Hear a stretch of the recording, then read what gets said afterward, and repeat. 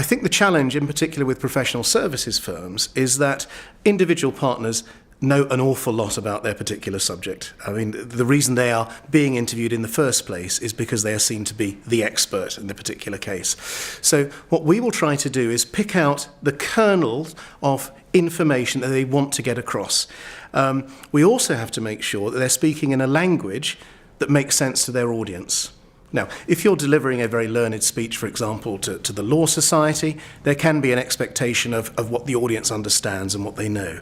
If, however, and we've had examples of this, you're being invited onto breakfast television, it can be sometimes helpful, rather than going through a particular matter logically, clause by clause, as a lawyer might like to do, that we get to the conclusion first. And we say, for example, why a particular piece of legislation, a particular change in the law is a good thing or a bad thing, and that we start with that.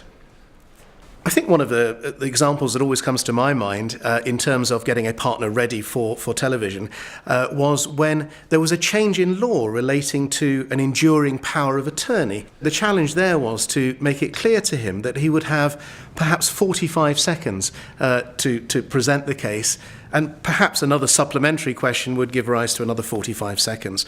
I have to be honest, I wasn't doing very well with this, and I wondered how far we would get with it, until he told me that his grandmother had one of these enduring powers of attorney, and that he was the person that could sign off on her finances. So we turned around the entire 45-second segment, and we started with his grandmother. He came through it with flying colours. He was absolutely delighted.